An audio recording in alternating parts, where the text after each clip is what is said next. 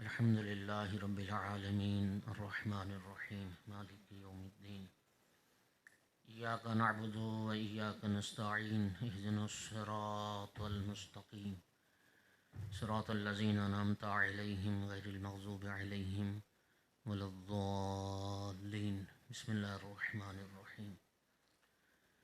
قل هو الله أحد الله الصمد لم يلد ولم يولد ولم يكن له كفوا أحد.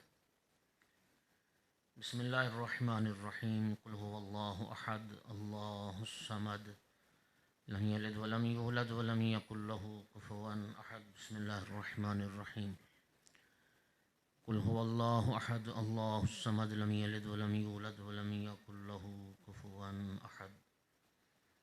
اللهم اغفر للمؤمنين والمؤمنات والمسلمين والمسلمات الأحياء منهم والأموات. اللهم تابع بيننا وبينهم بالخيرات إنك مجيب الدعوات إنك على كل شيء قدير. اللهم صل على محمد وآل محمد. صلوات سر حضرات.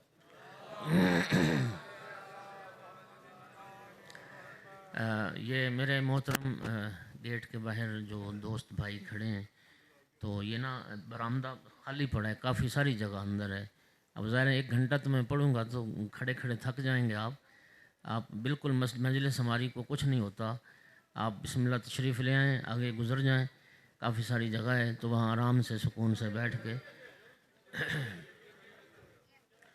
یا یہ دروازے سے اگر کچھ دوست اٹھ کے آگے آ جائیں تو پھر اس طرح بھی آسانی ہو جائے گی. ایک صلوات سارے بلند آواز سے پڑھ دیں.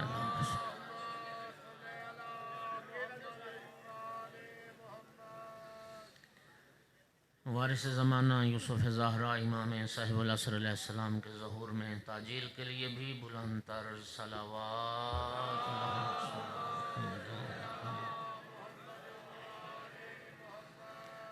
بانیان جشن کے وسعت رزق اور ان کی توفیقات خیر میں اضافے کے لیے اور ان کی اسراء محبت و ولایت پر استقامت کے لیے بھی بلند تر صلوات.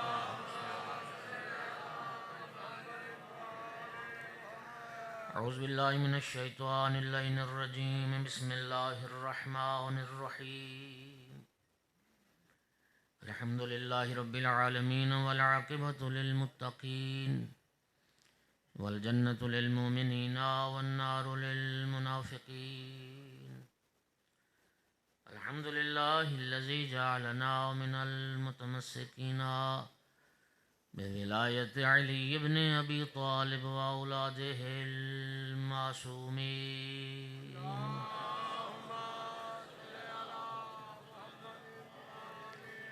الصلاۃ والسلام والتحیۃ والاکرام علی رسولہ الکریم شفیع المذنبین انیس الغریبین ورحمۃ للعالمین. اعنی العبد المؤید الرسول المسدد المحمود الاحمد المصطفى الامجد ابا القاسم محمد.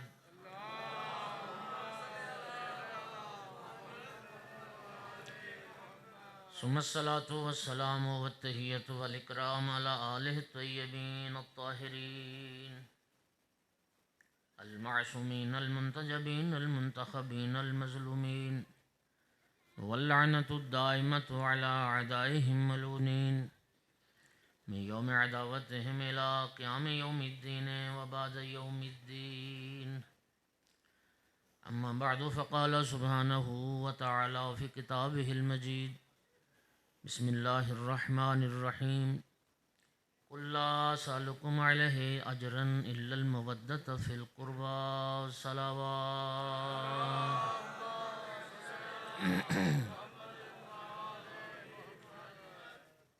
سامعین گرامی قدر، آغاز گفتگو میں آپ تمام محبان آل رسول، عاشقان آل محمد کی خدمت میں اس ماہ شعبان کی جتنی بھی عیدیں ہیں ان کی مناسبت سے میں مبارکباد پیش کرتا ہوں، اس دعا کے ساتھ کہ اللہ رب العزت اس دنیا میں محمد و آل محمد علیہ السلام کی زیارت اور آخرت میں شفاعت نصیب فرمائے.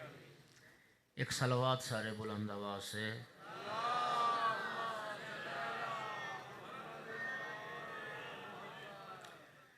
سورہ مبارکہ شورا کی آیت مجیدہ کا ایک چھوٹا سا حصہ ہے جو میں نے تلاوت کیا ہے۔ یہ مکمل آیت تو نہیں ہے، ایک ٹکڑا ہے چھوٹا سا، لیکن علامہ علی نقی نے جیسے لکھا کہ چند آیات قرآن پاک میں ایسی ہیں کہ مکمل آیت نہیں، آیت کا حصہ ہے، لیکن انداز ایسے ہی ہے جیسے مکمل آیت ہو۔ ان میں سے یہ آیت جو آیت مودت کے نام سے جانی اور پہچانی جاتی ہے۔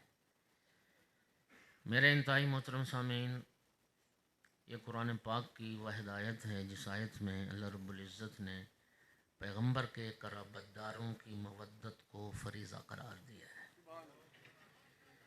یہ واحد آیت ہے جس میں پیغمبر کے قرابت داروں کی مودت کو اللہ نے اجر رسالت کے طور پر طلب فرمایا۔ میرا ایک مشاہدہ ہے، یہ جملہ میں کئی بار آپ کو سنا چکا ہوں۔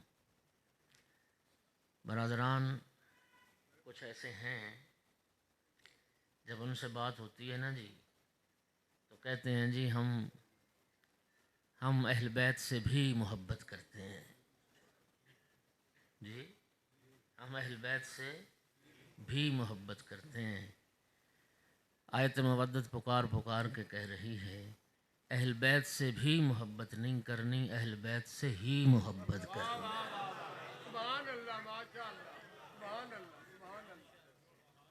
اللہ رب العزت نے پیغمبر کے قرابت داروں کے سوا کسی اور کی مودت کو نہ فریضہ قرار دیا ہے نہ اجر رسالت قرار دیا، صرف یہ رسول اللہ کا گھرانہ ہے۔ اور جب یہ آیت مودت نازل ہوئی، ایک ایک بات ذمہ داری کے ساتھ کروں گا برادران اہل سنت کی حدیث کی کتابوں کے حوالوں کے ساتھ۔ جناب جابر ابن عبداللہ انصاری نے اور جناب ابو سعید خدری نے پھر سرکار سے پوچھا یا رسول اللہ من قرابتک الذین وجبت علینا مودتہم، یا رسول اللہ آپ کے وہ کون سے قرابت دار ہیں جن کی مودت ہم پر واجب کی گئی؟ سرکار نے فرمایا ہم علی و فاطمہ والحسن والحسین۔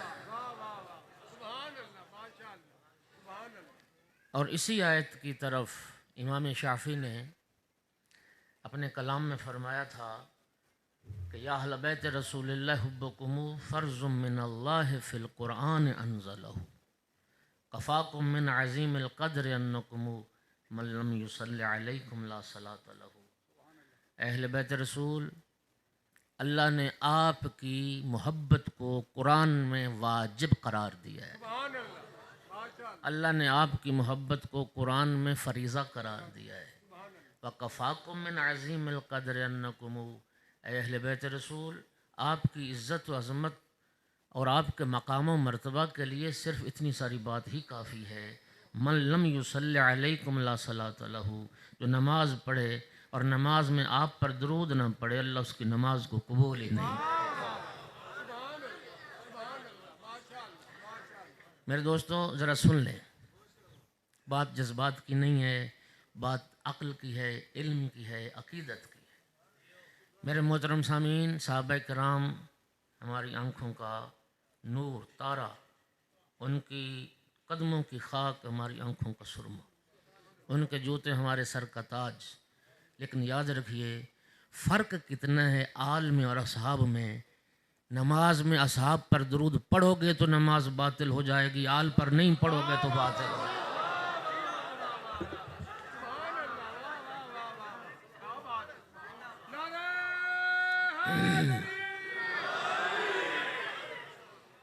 اور یہ بھی ایک لمحہ فکریہ ہے، یہ لے کے جائیے گا بات۔ ہمارے تو درود بھی دو دو بن گئے ہیں، نماز والا درود اور ہے اور نماز کے علاوہ والا درود اور ہے۔ وہ اصل درود وہی ہے جو نماز میں پڑھا جاتا ہے، اور نماز میں پیغمبر کے ساتھ صرف پیغمبر کی آل پر درود۔ میرے محترم سامعین، اللہ آپ کو سلامتی عطا کرے۔ نہج البلاغہ میں مولا امیر المومنین علی ابن ابی طالب علیہ السلام کا خطبہ موجود ہے، دو جملے سنانے لگا ہوں۔ علی مولا فرماتے ہیں لا یقاس بآل محمد من هذه الامة احد سرکار کا جملہ سنیے، فرماتے ہیں کہ پوری امت میں سے ایک فرد بھی ایسا نہیں ہے جس کا قیاس آل محمد کے ساتھ کیا جا سکے۔ توجہ چاہ رہا ہوں، ایک فرد بھی، مولا امیر فرما رہے ایک فرد بھی امت پیغمبر میں سے ایسا نہیں ہے جس کا قیاس آل رسول کے ساتھ کیا جا سکے۔ یاد رکھو، امت کا مقام اور ہے اور آل محمد کی شان اور۔ جملہ سنیے، فرماتے ہیں کیوں نہیں کسی فرد کا قیاس آل رسول کے ساتھ ہو سکتا؟ فرمایا کیفا یسوا بہم من جرت نعمتہم علیہ ابدا۔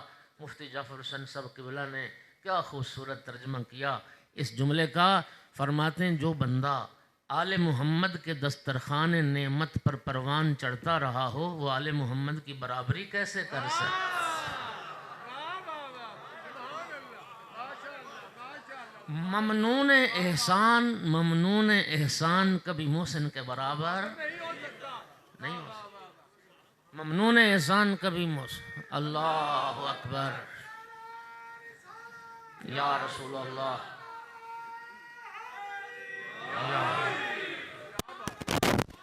ممنون احسان کبھی محسن کے برابر نہیں ہو سکتا۔ اور سرکار کی حدیث پڑھ رہا ہوں جسے محدثین اہل سنت نے ذکر کیا۔ چند چیزیں خالق نے ایسی قرار دی ہیں جن میں آل رسول ہیں جو رسول اللہ کے ساتھ شریک۔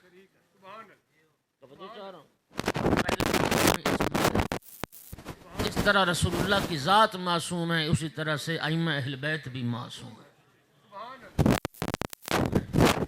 اور عصمت پر دلیل آیت تطہیر سب سے بڑی دلیل ہے اہل بیت کی طہارت اور عصمت پر۔ انما یرید اللہ لیذھب عنکم الرجس اہل البیت ویطہرکم تطہیرا۔ حدیث قصہ ہر مومن کے دل پر لکھی ہوئی ہے۔ حدیث قصہ شان نزول ہے اسی آیت تطہیر کا۔ ان چار ہستیوں کو رسول اللہ نے چادر کے نیچے لے کے بارگاہ رب العزت میں عرض کی تھی، اللہم ہؤلاء اہل بیتی، میرا اللہ یہ ہیں میرے اہل بیت۔ انا سلم لمن سالمہم وحرب لمن حارب، میرا اللہ میری اسی کے ساتھ سلو جس کی میرے اہل بیت کے ساتھ سلو، اور میرا اللہ میری اس کے ساتھ جنگ ہے جس کی میری اہل بیت کے ساتھ جنگ ہے۔ انہم منی وانا منہم، میرا اللہ یہ مجھ سے ہیں اور میں ان سے ہوں۔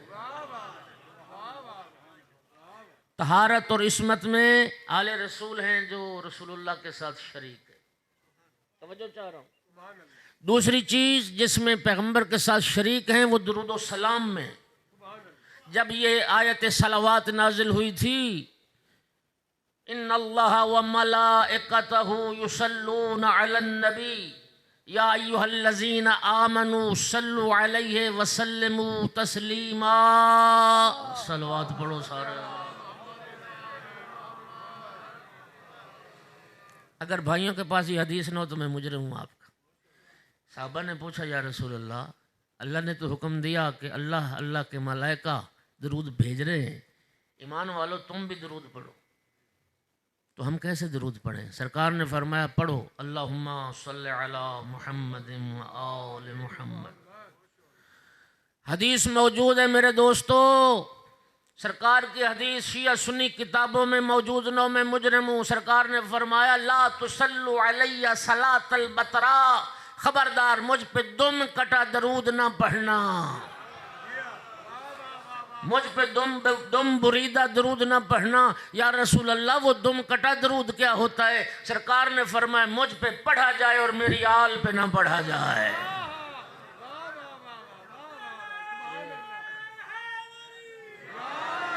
یہ آل رسول ہیں جو درود میں بھی رسول اللہ کے ساتھ شریک ہیں، رسول اللہ کے ساتھ درود میں بھی شریک ہیں، نماز میں بھی شریک ہیں، عصمت میں بھی شریک ہیں۔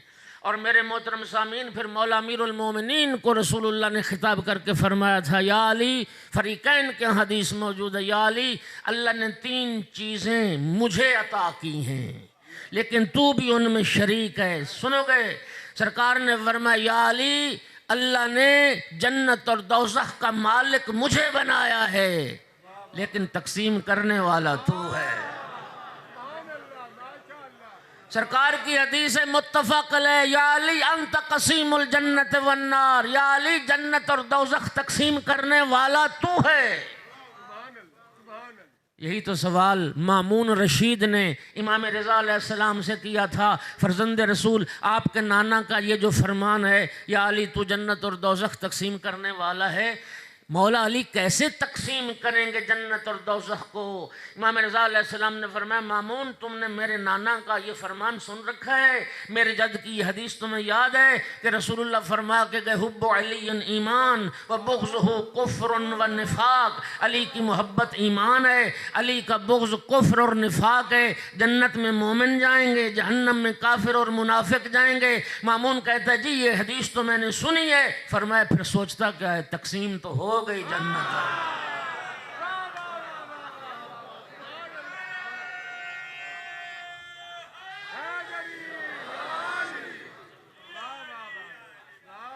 جنت و دوزخ کا مالک میں، میرے شیعہ سنی بھائیوں قرآن کی آیت پڑھ رہا ہوں، جاؤ تفسیریں اٹھا کے دیکھ لینا۔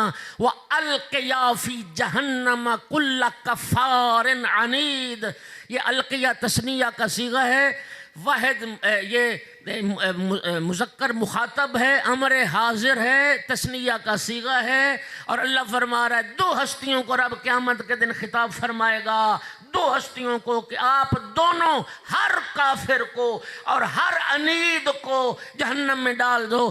ایک ایک لفظ ذمہ داری کے ساتھ۔ کافر کون ہے؟ سرکار نے فرمایا جو میری رسالت کا منکر ہے۔ عنید کون ہے؟ جو علی کی ولایت کا منکر ہے۔ اللہ رسول اللہ اور مولا علی کو فرمائے گا ہر کافر کو بھی جہنم میں ڈال دو، ہر عنید کو بھی۔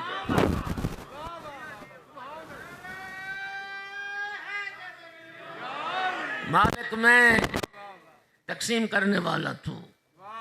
پھر سرکار نے فرمایا یا علی، توجہ چاہ رہا ہوں، کوثر کا مالک میں ساقی تو ہے۔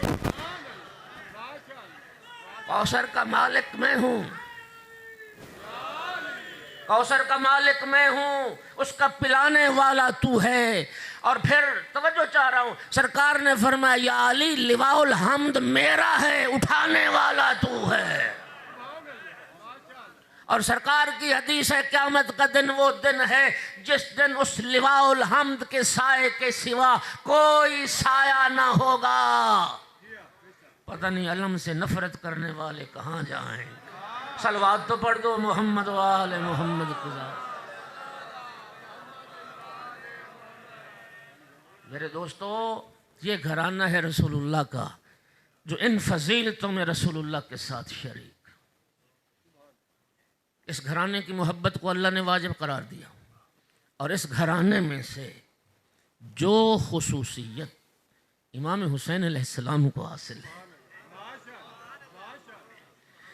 یقین فرمائیے ہمارے محدثین اہل سنت نے حدیث ذکر کی جو میں نقل کر رہا ہوں۔ حضرت عبداللہ ابن عباس سے یہ روایت ہے، کہتے ہیں میں رسول اللہ کے ساتھ ہم سفر تھا، سرکار دو عالم بھی ایک ناکہ پر سوار تھے، میں بھی ایک ناکہ پر سوار تھا۔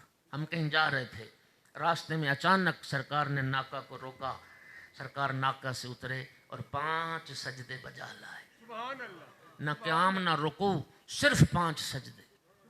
5 سجدے بجا لانے کے بعد سرکار پھر ناکہ پہ سوار ہو گئے۔ میں نے عرض کی یا رسول اللہ، زندگی میں پہلی بار ایسا عمل آپ سے سرزد ہوتے دیکھا ہے، یا رسول اللہ یہ جو آپ سجدے بجا لائے بغیر قیام و رکوع کے، ان کا راز کیا تھا؟ سرکار نے فرمایا ابن عباس، ابھی جبرائیل خالق کی طرف سے میرے پاس یہ پیغام لائے تھے۔ جبرائیل نے آ کے عرض کی یا رسول اللہ، اللہ رب العزت فرما رہا ہے میں آپ کے بھائی علی مرتضیٰ سے محبت کرتا ہوں۔ جب میں نے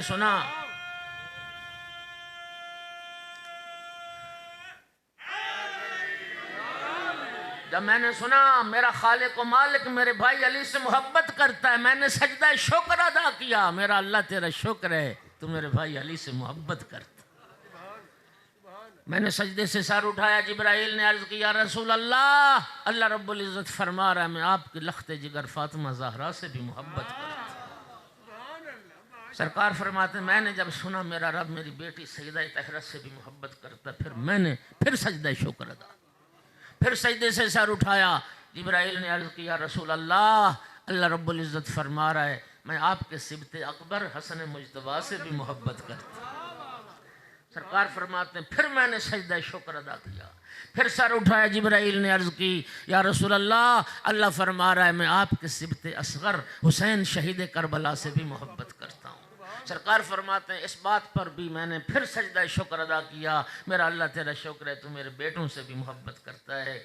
ابن عباس عرض کرتا ہے یا رسول اللہ یہ تو ہو گئے 4 سجدے شکر کے، آپ نے 5 سجدے کیے تو 5واں سجدہ شکر کس بات پر تھا؟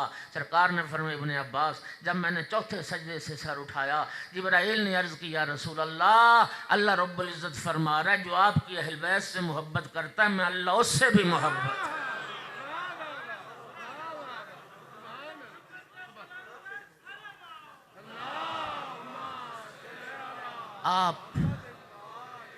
آپ وہ خوش نصیب لوگ ہیں، اللہ آپ سے محبت کرتا ہے اس لیے کہ آپ آل رسول سے محبت کرتے ہیں۔ فرائض السمتین حافظ حموینی کی حدیث کی کتاب ہے، وہاں سے حدیث پڑھ رہا ہوں۔ دائیں زانوں پہ رسول اللہ نے امام حسن مجتبیٰ کو بٹھایا ہوا تھا، بائیں زانوں پہ امام حسین علیہ السلام کو بٹھایا ہوا تھا، اور سرکار نے فرمایا صحابہ کے مجمع میں الا ومن احبنی واحب الحسن والحسین واباہما وامہما کان معی فی درجتی یوم القیامہ۔ فرمایا ساتھیو صحابیو سن لو، جو بندہ مجھ سے محبت کرے گا، میرے بیٹے حسن اور حسین سے محبت کرے گا، ان کے پاک بابا علی سے محبت کرے گا، ان کی پاک ماں سیدہ طاہرہ سے محبت کرے گا، وہ محبت کرنے والا قیامت کے دن جنت میں اسی مقام پہ ہوگا جس مقام پہ میں مصطفیٰ ہوں۔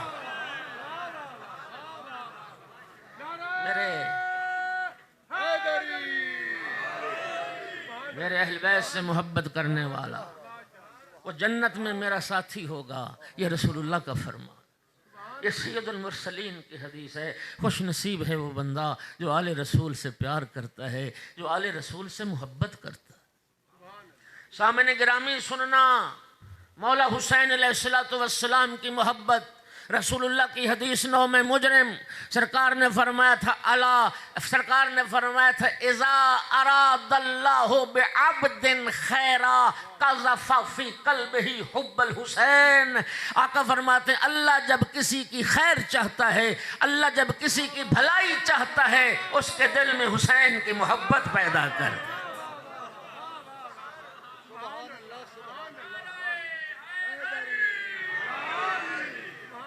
اللہ رب العزت جب کسی کی بھلائی چاہتا ہے اس کے دل میں امام حسین علیہ السلام کی محبت پیدا کر دیتا ہے۔ آپ وہ خوش نصیب لوگ ہیں، آپ وہ خوش نصیب لوگ ہیں، اللہ آپ سے محبت کرتا ہے اس لیے کہ آپ آل رسول سے محبت کرتے ہیں۔ اللہ آپ کی بھلائی چاہتا ہے تبھی تو امام حسین علیہ السلام کی محبت آپ کے دلوں میں پیدا کی۔ اگلا جملہ حدیث کا اذا اراد اللہ بعبد خیرا قذف فی قلبہ حب زیارت الحسین۔ اللہ جب کسی کی بھلائی چاہتا ہے اس کے دل میں زیارت حسین کا عشق پیدا کرتا ہے۔ بتائیے اللہم صلی علی محمد۔ ہے نا ہر مومن کی تمنا، ہے نا ہر مومن کی تمنا۔ اور خدا کی قسم چھٹے امام کی حدیث سنو، صادق آل محمد علیہ السلام نے ارشاد فرمایا ما من ملک مقرب ولا نبی مرسل الا وهو يسأل اللہ تعالی ان یزور قبر الحسین۔ سرکار فرماتے ہیں کوئی ملک مقرب ایسا نہیں ہے، کوئی نبی مرسل ایسا نہیں ہے جو اللہ سے زیارت حسین کی دعا نہ کرے۔ اور سننا، سرکار نے فرمایا جب قیامت کا دن آئے گا زائرین امام حسین کو نوازا جائے گا، اللہ رب العزت کی طرف سے جو زائر امام حسین کی تعظیم اور تکریم ہوگی، چھٹے امام کے جملے فرماتے ہیں اس وقت میدان قیامت میں موجود ہر فرد یہ حسرت کرے گا اور یہ تمنا کرے گا کاش میں بھی کربلا گیا ہوتا، کاش میں نے بھی امام حسین علیہ السلام کی زیارت کی ہوتی۔ سرکار فرماتے تھے اللہم انی احب الحسن والحسین واحب من یحبہما، میرا اللہ تو تو جانتا ہے میں حسن اور حسین سے محبت کرتا ہوں، میرا اللہ تو بھی ان سے محبت کر جو میرے حسنین سے محبت کر، اے اللہ تو بھی ان سے پیار کر جو میرے حسن اور حسین سے پیار کر۔ وَإِذَا أَرَادَ اللَّهُ بِالْعَبْدِ شَرًّا قَذَفَ فِي قَلْبِهِ بُغْضَ الْحُسَيْنِ۔ پھر سرکار نے فرمایا اللہ جب کسی کی برائی چاہتا ہے نا، بس اس کے دل میں پھر حسین کا بغض ڈال دیتا ہے۔ جب خدا کسی کا شر چاہتا ہے اس کے دل میں مولا حسین کا بغض اور مولا حسین کی زیارت کا بغض ڈال دیتا ہے۔ آپ تو خوش نصیب ہیں، رب نے آپ بھلائی کا ارادہ کیا، امام حسین کی محبت کو پیدا کیا۔ اور جملہ سننا، خدا کی قسم یہ جملہ موجود نو میں مجرموں، کیا خوبصورت جملہ، ان حب الحسین یجری فی عروق المؤمنین کما یجری الدم، فرمایا جس طرح انسان کی رگوں میں خون دوڑتا ہے مومن کی رگوں میں حسین کی محبت دوڑتا ہے۔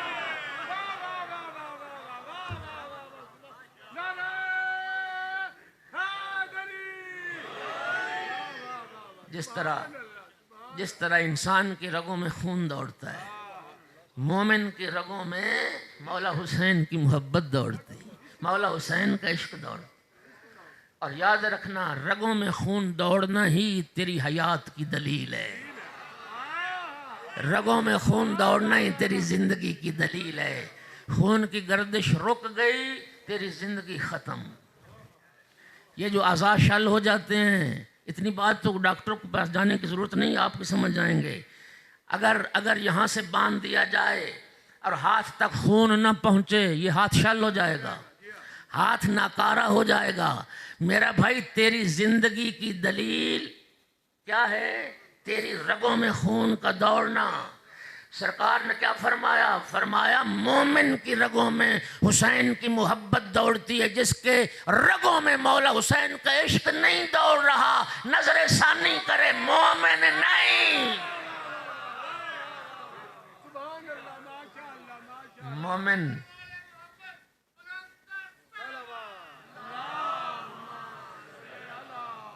مومن ہوتا تو اس کی رگوں میں مولا حسین کا عشق گردش کرتا۔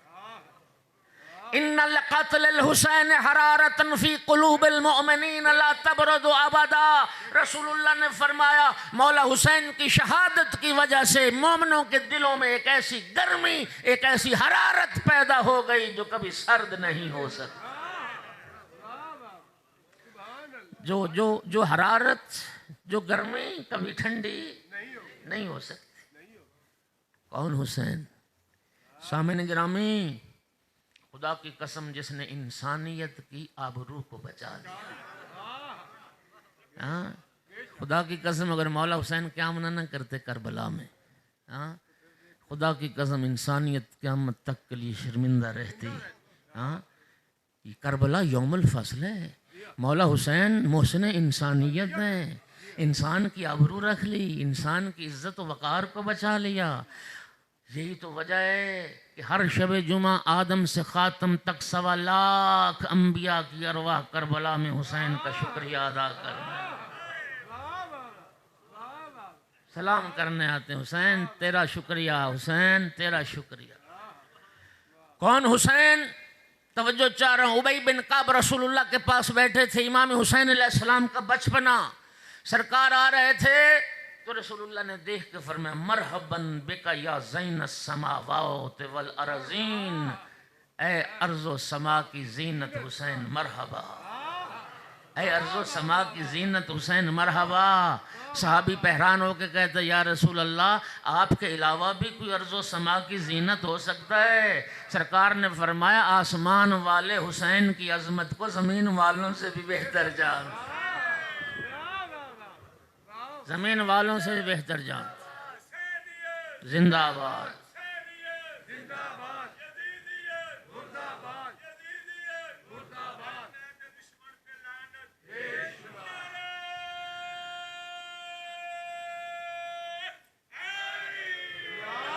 اور جملہ سننا، سرکار دو عالم امام حسین علیہ السلام کو دیکھ کے فرماتے تھے، ذمہ دار ہوں حدیث کا، کان رسول اللہ صلی اللہ علیہ وآلہ وسلم بابا الحسن والحسین، امام حسن علیہ السلام کو دیکھ کے بھی یہی جملے فرماتے تھے، امام حسین علیہ السلام کو دیکھ کے بھی یہی جملے فرماتے تھے۔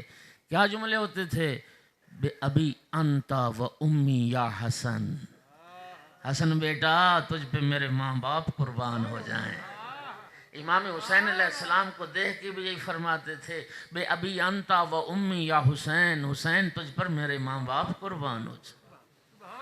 اس حدیث میں تو ماں باپ قربان ہونے کی بات ہوئی، لفظوں کا ذمہ دار بار بار اس لیے کہتا ہوں تاکہ آپ مطمئن رہیں۔ سامعین گرامی، سرکار نے فرمایا مولا حسین کے متعلق، فدیت من فدیتہ بابنی ابراہیم، میں بھی اس پر قربان ہو جاؤں جس پر میں نے اپنے بیٹے ابراہیم کو قربان کر۔ نہیں، مجھے تھوڑی سی شاید وضاحت کرنا پڑے گی۔ آپ جانتے ہیں اللہ رب العزت نے جناب سرکار دو عالم کو جناب ماریہ قبطیہ ام المؤمنین کے بطن مبارک سے بھی ایک بیٹا عطا کیا تھا، جناب ابراہیم ابن رسول اللہ، جو حضرات مشرف ہوئے ہیں، مدینہ گئے ہیں، جنت البقیع میں جناب ابراہیم فرزند رسول کی بھی قبر مبارک ہے۔ توجہ چاہ رہا ہوں، اگلی بات سنیے، جناب ابراہیم فرزند رسول اور امام حسین علیہ السلام یہ ہم سن تھے، تقریباً ایک عمر کے تھے۔ تو رسول اللہ جب بٹھاتے تھے نا گود میں دونوں بیٹوں کو، ہاں جی، ایک زانوں پہ ابراہیم کو بٹھا لیتے تھے، ایک زانوں پہ امام حسین کو بٹھا لیتے تھے، اور پیار کرتے تھے سرکار۔ جبرائیل حاضر ہو گئے، یا رسول اللہ، رب العزت فرما رہا ہے ان دو بیٹوں میں سے ایک کو رکھ لیں اور ایک کو دوسرے پر قربان کر دیں، ایک کو رکھ لیں دوسرے کو قربان کر دیں۔ ایک نگاہ ابراہیم کی طرف دیکھی، ایک امام حسین کی طرف دیکھی۔ رسول اللہ کو فیصلہ کرنے میں دیر نہیں ہوئی اور دیر نہیں لگائی، بس ایک نگاہ کر کے فیصلہ کر لیا، اور ان لفظوں کے ساتھ روایت موجود ہے، فرمانے لگے ابراہیم کی ماں کنیز ہے، ماریہ قبطیہ، ابراہیم کی ماں کنیز ہے، حسین کی ماں فاطمہ زہرا۔ ابراہیم کی ماں کنیز ہے، حسین کی ماں فاطمہ زہرا۔ اگر حسین کو کچھ ہوا تو 5 تن میں سے 4 تن دکھی ہوں گے، ہاں، اور اگر ابراہیم کو کچھ ہوا تو میں دکھی ہوں گا، ماریہ قبطیہ دکھی ہوگی، وہ کنیز ہے۔ میرا اللہ، میں ابراہیم کو حسین پر قربان کرتا۔ اور سننا، ایک بات اور سن لو، یا رسول اللہ آپ کی عظمت پہ ہمارے کروڑوں سلام۔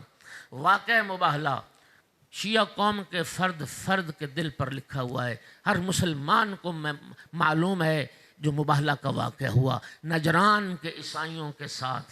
نبی پاک مباہلہ کے لیے گئے، سورہ آل عمران کی آیت ہے، ہاں جی، فَقُلْ تَعَالُوا نَدْعُوا أَبْنَاءَنَا وَأَبْنَاءَكُمْ وَنِسَاءَنَا وَنِسَاءَكُمْ وَأَنفُسَنَا وَأَنفُسَكُمْ ثُمَّ نَبْتَهِلْ فَنَجْعَلْ لَعْنَةَ اللَّهِ عَلَى الْكَاذِبِينَ۔ جاؤ دوستو، تحقیق کرنا، ذمہ داری کے ساتھ عرض کر رہا ہوں، جب یہ آیت مباہلہ نازل ہوئی تھی اس وقت رسول اللہ کے بیٹے جناب ابراہیم بھی زندہ تھے۔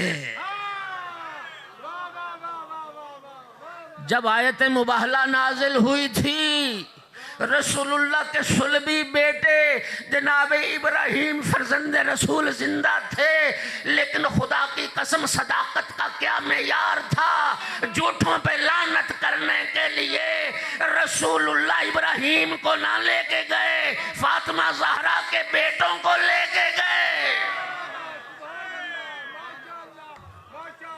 توجہ چاہ رہا ہوں، لعنت کرنی تھی جھوٹوں پر، سرکار ابراہیم کو لے کے نہ گئے، حسنین کریمین کو لے کے گئے۔ اور میرے دوستو، سرکار نے ایک بات تو سمجھا دی، فرمائے یاد رکھو تعرف الاشیاء بازدادہا، زد سے بھی چیزیں پہچانی جاتی ہیں، اگر یہ سچے ہیں تو ان کے مقابلے میں آنے والے جھوٹے ہیں۔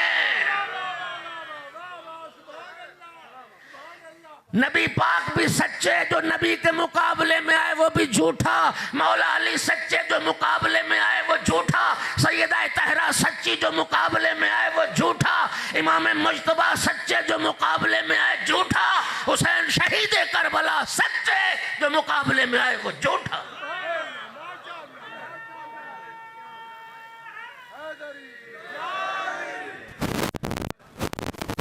کیا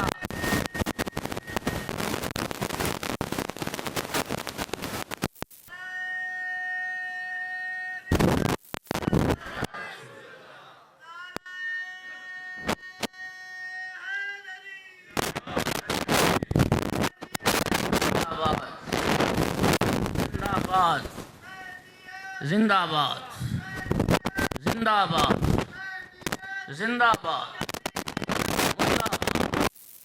مرد آباد، مرد آباد۔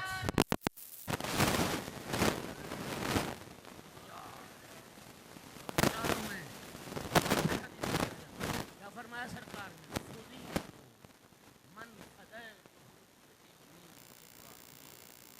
میں قربان ہو جاؤں جس پر میں نے اپنے بیٹے ابراہیم،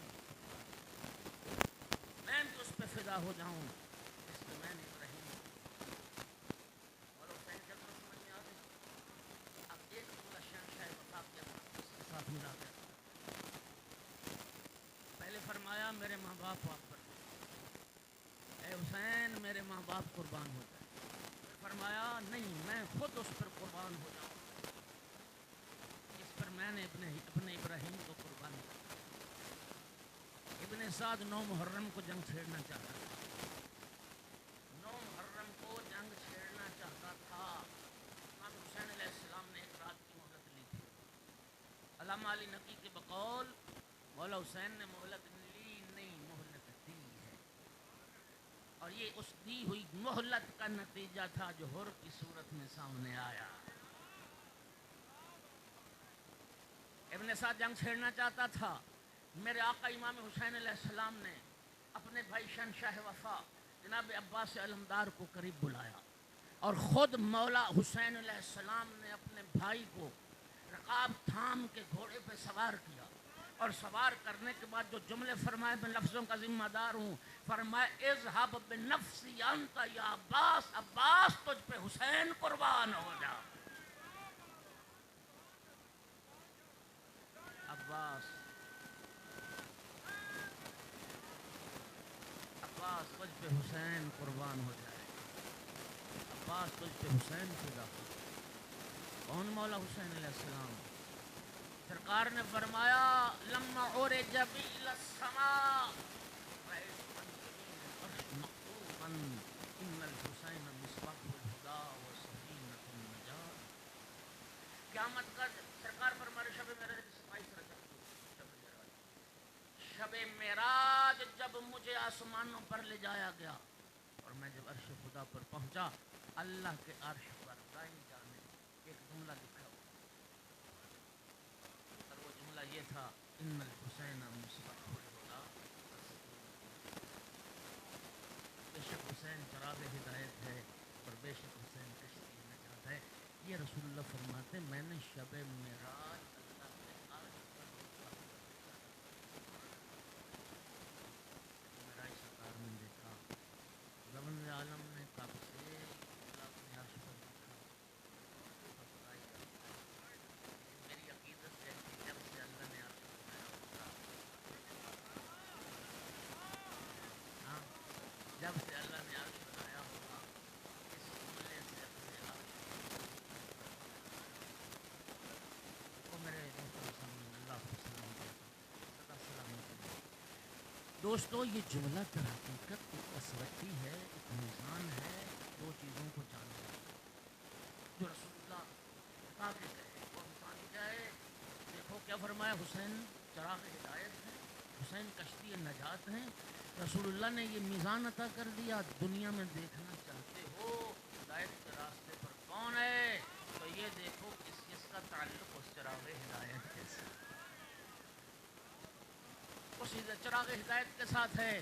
اور اگر دنیا میں یہ دیکھنا چاہتے ہو کہ نجات پانے والا کون ہے، تو یہ دیکھو کس کس کا تعلق اس سفینہ نجات کے ساتھ ہے۔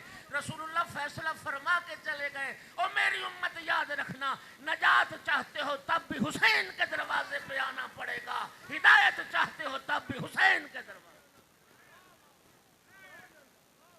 اور میں سمجھتا ہوں کہ شاید جوش ملی آبادی نے اسی حدیث پیغمبر کو کیا خوبصورت ترجمہ کیا، بچے بچے کو یاد ہے، انسان کو بیدار تو ہو لینے دو، ہر قوم پکارے گی ہمارے ہیں حسین، ہر قوم پکارے گی ہمارے ہیں حسین۔ اور حضرات اربعین پہ جاتے ہو نا، آج بھی یہ اجتماع ایک بڑے بڑے وہ جو پین فلیکس اور بڑے بڑے الحسین الحسین حویتنا، ان دونوں جملوں کا معنی کرنے لگا۔ الحسین حویتنا، وہ عربی میں لکھتے ہیں، اس کا معنی یہ ہے ہمارا شناختی کارڈ حسین ہے،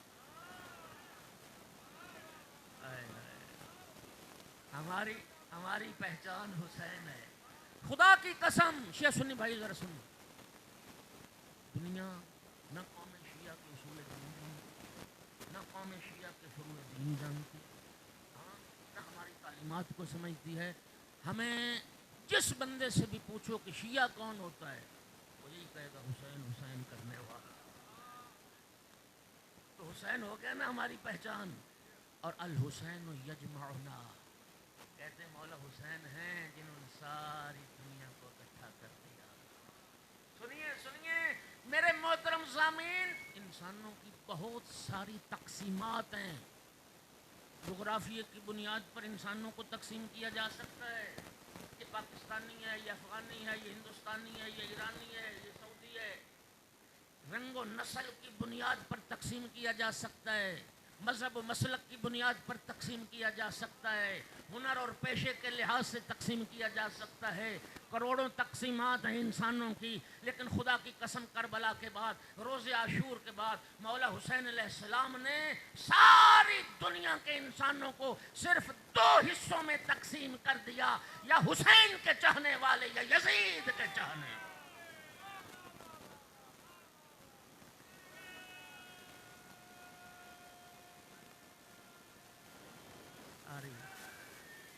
ساری دنیا کو دو حصوں میں، ساری دنیا کو یا حسین کے طرفدار، یا مولا حسین سے عشق کرنے والے، یا مولا حسین سے پیار کرنے والے، یا یزید سے پیار کرنے والے۔ خوش نصیب رسول اللہ فرما رہے ہیں وہ بندہ جو میرے حسین سے پیار، خوش نصیب ہے وہ انسان جو مولا حسین علیہ السلام سے عشق کرتا ہے۔ اللہ یہ عشق سلامت رکھے۔ سامنے گرامی، یہ روایت آپ نے ہزاروں بار سنی، ہزاروں بار۔ آج کی مجلس کا، آج اس جشن کا، اس محفل کا میسج اور پیغام یہی ہے جو آپ نے دینے ہیں۔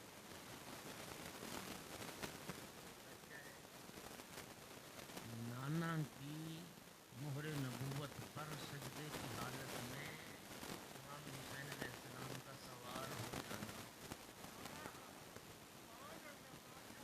سنیے نا، اور رسول اللہ کا اس وقت تک سجدے سے سر نہ اٹھانا جب تک مولا حسین اپنی مرضی سے اس رسالت سے اتر نہیں گئے۔ ایسے ہی ہے نا، ہزاروں بار سنی روایت۔ اس بات میں ایسے کرتے ہیں، مجلس افضل ہے، تضاد مجلس۔ کسی شاعر نے نا بہت خوبصورت چار مصرے کے ذرا سن لو۔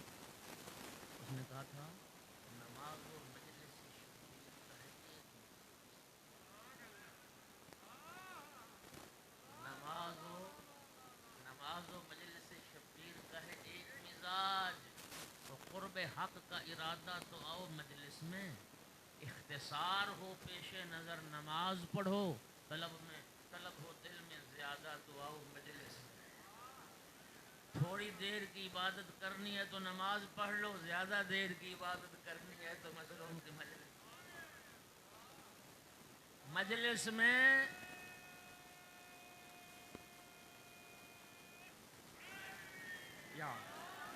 مجلس میں اور نماز میں ٹکراؤ نہیں ہے، تضاد نہیں ہے. تو مجلس اور نماز کی بات کرتے ہو، وہ واقعہ سنانے لگا ہوں جہاں رسول اللہ کی زندگی میں خود حسین اور نماز اکٹھے ہو. ہاں، خود مولا حسین اور نماز. اچھا، آپ نے الحمدللہ بہت یہ واقعہ ہمارے ممبروں سے بیان ہوا. کچھ لوگوں نے تو پھر اصول و فروع کے جھگڑے پیدا کر دیے. نماز تو شروع ہے، حسین میں اصول ہوں. میرے بھائی، نہیں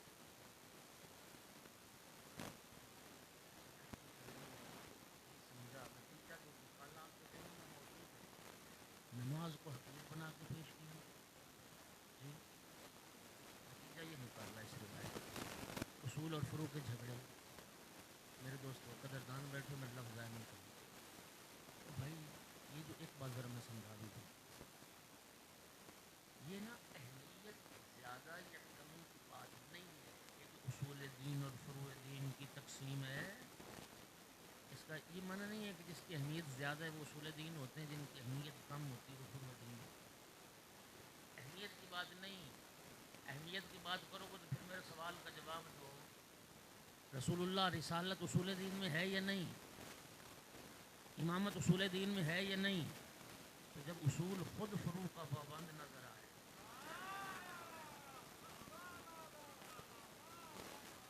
مرضی آپ کی. ہاں، اصول جب خود فروع کا پابند نظر آئے تو پھر اس بحث کی گنجائش کہاں رہی؟ اہمیت کس کی کم اور کس کی زیادہ نہیں. جن چیزوں کا تعلق عقیدے سے ہے انہیں اصول دین کہتے ہیں، اور جن چیزوں کا تعلق عمل سے ہے انہیں فروع دین کہتے ہیں. کچھ عقیدے رکھنے واجب ہیں، کچھ عمل کرنے واجب ہیں. میرے محترم سنو، آج 3 نتیجے دینے لگا ہوں، اور سنانا دنیا کو نتیجہ یوں بھی نکالا جاتا ہے. سرکار کی پشت پہ سوار ہو گئے مولا حسین علیہ السلام سجدے کی حالت میں، اور رسول اللہ نے اس وقت تک سر نہیں اٹھایا جب تک مولا اپنی مرضی سے. یہ روایت ہے. اچھا، اب ذرا سنیے. اگر مولا حسین علیہ السلام نماز کی اہمیت نہیں تھی تو رسول اللہ چھوڑ دیتے.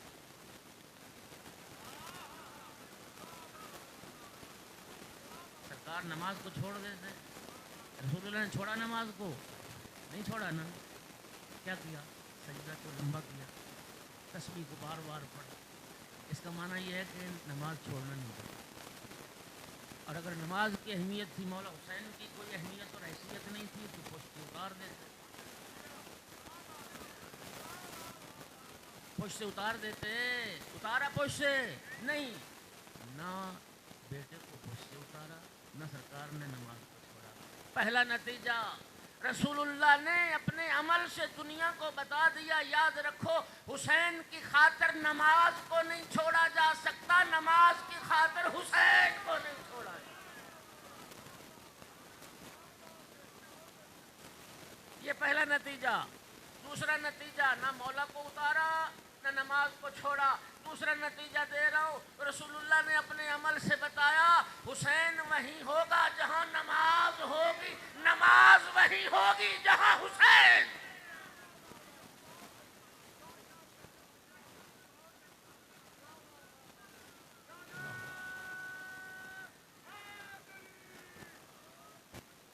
دو نتیجے. تیسرا نتیجہ، اگر مولا حسین علیہ السلام نانا کو پشت پہ سوار نہ ہوتے تو سرکار ذکر تسبیح کتنی بار پڑھتے؟ 3 بار. 1 بار واجب ہے، 3 بار سنت ہے، مستحب 3 بار. اور جب مولا حسین علیہ السلام سوار ہو گئے تو پھر سرکار نے ذکر تسبیح کتنی بار پڑھا؟ 72 بار، 72 دفعہ. پھر ساتھ دیجئے، اگر مولا حسین نہ آتے نانا کی پشت پہ تو پھر سرکار تسبیح پڑھتے 3 بار. اور جب مولا حسین علیہ السلام آ گئے تو آقا نے ذکر تسبیح پڑھا 72 بار. رسول اللہ نے عمل سے بتایا حسین کے آنے سے عبادتیں کم نہیں ہوتی، حسین کے آنے سے عبادتیں بڑھ جایا. اور سنو، مولا حسین علیہ السلام زندگی میں نمازیں چھڑوانے نہیں آتے، سجدے چھڑوانے نہیں آتے، سجدے لمبے کروانے آتے. حسینیوں کی نمازیں لمبی ہوا کرتی ہیں، حسینیوں کے سجدے لمبے ہوا کرتے ہیں.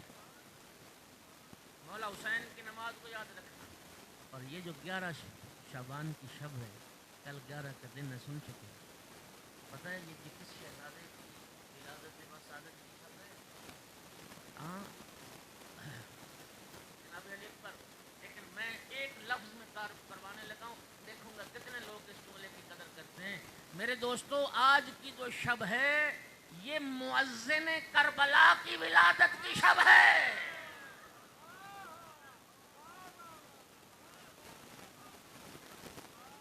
آج کی جو شب ہے یہ مؤذن کربلا کی ولادت کی شب ہے. یہ ہم شکل پیغمبر کی شب ہے، یہ شبیہ رسول کی شب ہے، جس کے لیے مولا حسین نے فرمایا تھا میرا اللہ گواہ بن جا، اس جوان کو بھیج رہا ہوں جو شکل و صورت میں، جو کردار میں، جو رفتار میں سچی تیرے رسول کی پیٹ جا جا رہا ہوں میں شہزادہ علی اکبر کی. اب میں نے باپ بیٹے دونوں کا نہ کربلا کے میدان کے رج سنانا ہے، کیونکہ جب مجاہد جاتا تھا نا تو اشعار میں جو رجزیہ اشعار کہلاتے، میدان جنگ کے اشعار رجزیہ اشعار، مولا حسین نے اپنا تعارف کیا کروایا اور شہزادہ علی اکبر نے اپنا تعارف کیا کروایا. ایک صلوات پڑھو ایک بلند آواز سے، محمد و آل محمد. پہلے مولا حسین علیہ السلام کا رائے سنیے. میرے آقا نے لشکر یزید کے سامنے جب گئے ہیں گھوڑے پر سوار ہو کے، فرمایا من لہو جدن کا جدی فی الورا او کا شیخی فانا ابن القمرین فاطمۃ الزہرا امی و ابی قاسم الکفر ببدر و حنین عبد اللہ غلاما یافعا وقریش یعبدون الوثنین یعبدون اللات والعزى معا وعلی صلی الی القبلتین. میرے مولا حسین نے فرمایا لشکر یزید بتاؤ کوئی ہے دنیا میں میرے نانا جیسا جس کا نانا،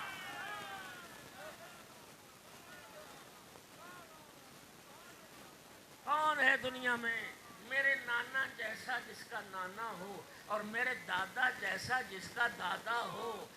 انا ابن القمرین، میں ایسے شمس و قمر کا بیٹا.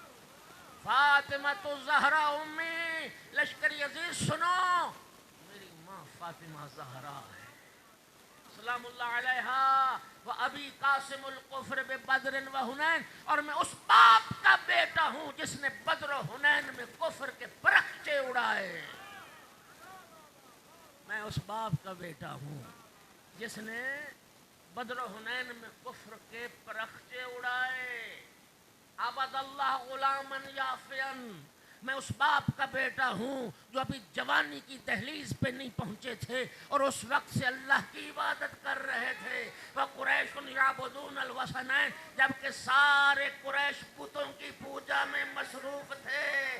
یعبدون اللات والعزى معا، او لشکر یزید جس زمانے میں سارے قریش لات اور عزیٰ کی عبادت کر رہے تھے، میرا بابا علی دونوں قبلوں کی طرف رخ کر کے نمازیں ادا.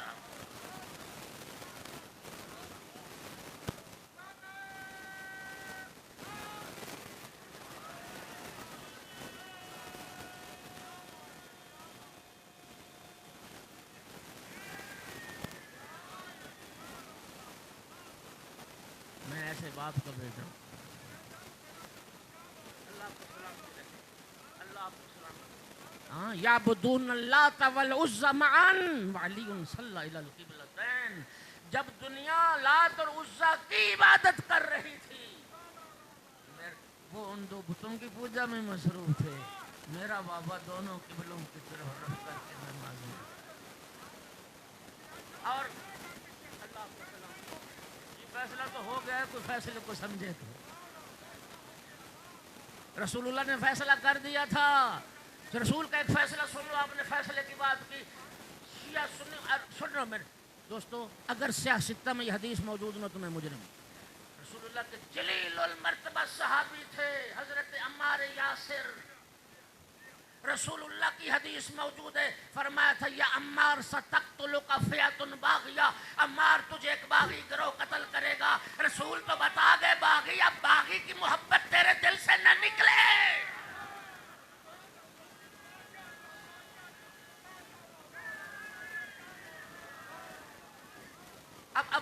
رسول کیا کرے اگر تیرے دل سے باغی نہ نکلے؟ رسول تو فیصلہ کر کے چلے گئے. اب شہزادہ علی اکبر کا رجز سنو.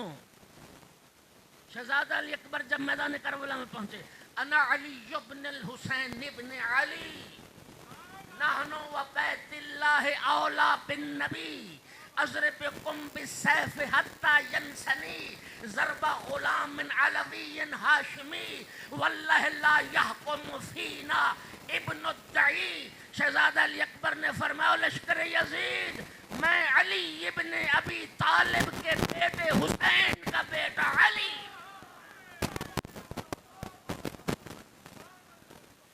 میں علی کا پوتا علی ہوں.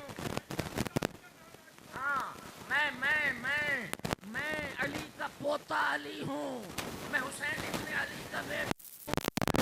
نحن بیت اللہ اولا بالنبی، مجھے کعبہ کی قسم سب سے زیادہ قریبی رسول کے ہم ہیں.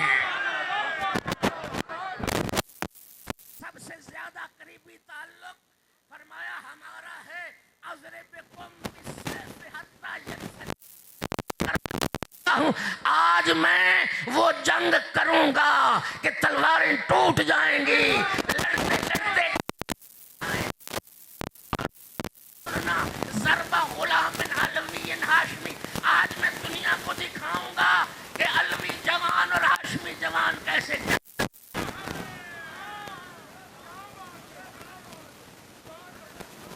آج میں دکھاؤں گا دنیا کو دادا علی کیسے جنگ کرتا تھا. اور جملہ سننا، واللہ قسم کھا کے کہا واللہ لا یحکم فینا ابن الدعی، اور لشکر زی سن لو خدا کی قسم حرام زادے کا بیٹا ہمارا حاکم نہیں بن سکتا.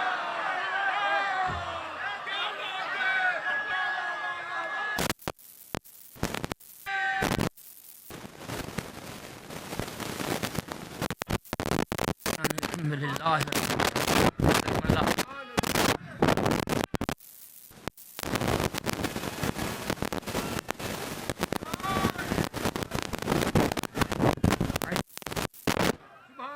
اے کریم اللہ، اے کریم. جی جی اچھا جی صاحب، آپ کی بھی خواہش ہے تو ایک صلوات تو پڑھ دو آل محمد کے ساتھ میں بلند آواز سے. شہزادہ علی اکبر انا علی ابن الحسین ابن علی